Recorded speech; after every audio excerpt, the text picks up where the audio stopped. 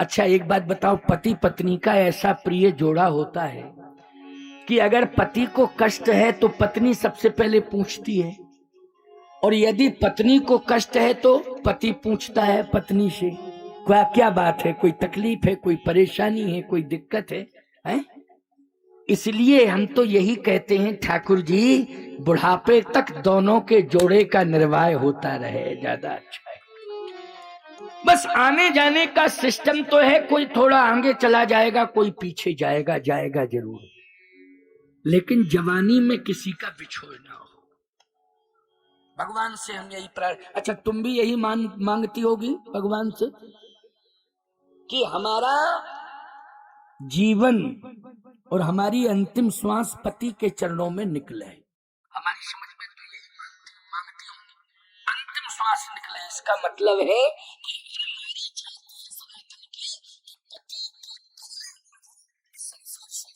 ये सोच, और यही सनातन की पौराणिक प्रमाणित सोच है।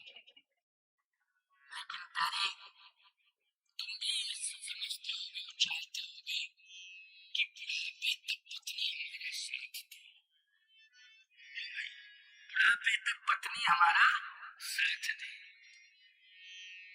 ये प्रेम की बात है। बच्चे चाहे जितनी सेवा करे, चाहे जितना करे, लेकिन बच्चे की पूरी वजह जो शरीर में तकलीफ हो या कोई वेदना हो बुढ़ापे में, ईमानदारी के साथ बताओ, इसको सुनने वाला अगर कोई है तो तुम्हारा जीवन साथी है प्यारे, या परमात्मा है और कोई तीसरा नहीं है।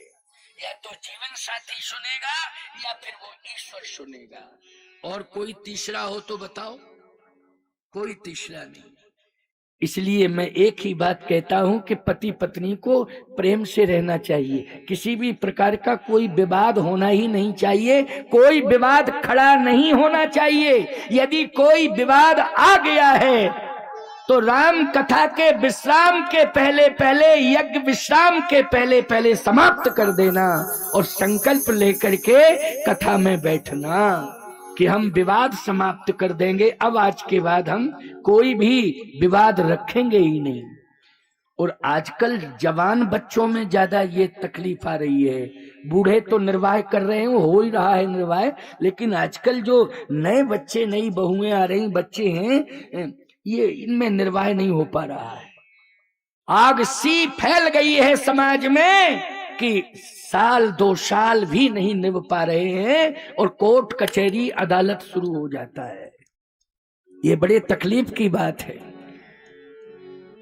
ये बहुत बड़े तकलीफ। ये होता था विदेशों में,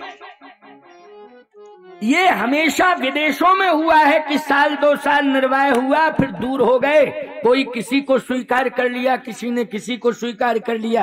ये हमारे सनातन की परंपरा नहीं थी, भारतीय संस्कृति नहीं थी, ये पाश्चात्य सभ्यता थी, पाश्चात्य संस्कृति थी। क्योंकि विदेशों में विवाह नहीं होता है, वहां समझौता होता है, एग्रीमेंट। बोलो होता है ना, एग्रीमेंट, समझौता होता है। और समझौते का अर्थ ही है कि जब तक हमारी तुम्हारी बनी पटी तब तक है नहीं, अलग अलग। जब पहले ही वो तो समझौता विवाह नहीं है। लेकिन भारत की संस्कृति में, सनातन की संस्कृति में, शास्त्र की मर्यादा में, हमारे यहाँ सनातन में समझौता नहीं, विवाह होता है, और वो विधि के द्वारा विधान हुआ करता है। इसलिए ब्रह्मा ही उसे सुनिश्चित करके भेजते हैं। तो इसका अर्थ है कि हमें चाहे सुख मिले और चाहे दुख मिले, अंतिम श्वास तक निर्वाह करना है। चाहे सुख मिले और चाहे दुख मिले, लेकिन पति पत्नी को अंतिम श्वास तक निर्वाह करना है। और याद रखना, बहुओं से और बच्चों से हम यही कहना चाहते हैं कि माता पिता बूढ़े हैं, उनकी वाणी से, व्यवहार से तुम्हें भले ही कष्ट मिल जावे, लेकिन तुम्हारा धर्म कहता है जब तक ये हमारे घर में, हमारे इस जगत में, संसार में जीवित हैं, तब तक हमें इनकी सेवा का ध्यान रखना है। ये चाहे कुछ भी कहते रहें, लेकिन हम इनकी अंतिम स्थिति तक सेवा करते रहेंगे। यही है सनातन धर्म। तो बेटा बहू माता पिता को अंतिम स्थिति तक निर्वाहें, उनको पूरी तरह से सुख प्रदान करें और उनका नित्य जो है आशीर्वाद लें। देखो फिर सब कुछ तुम्हारे पास आ जाएगा, सब कुछ आ जाएगा, कोई कमी नहीं रहेगी। प्रमाण क्या है?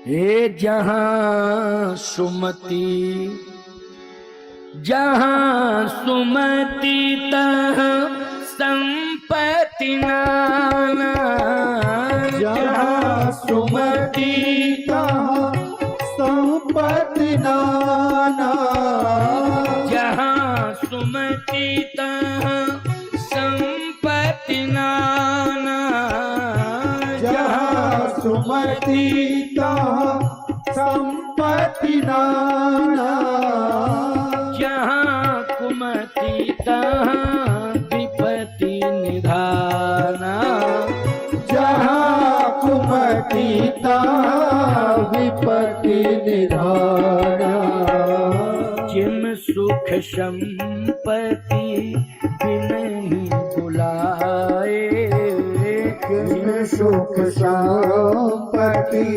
बिनहि बुलाए, धर्मशील पै जाए सुहाए, धर्मशील परि जाए सुहाए, धर्मशील पै जाए सुहाए, धर्मशील पै जाए सुहाए, जिम सुख संपत्ति बिनहि बुलाए।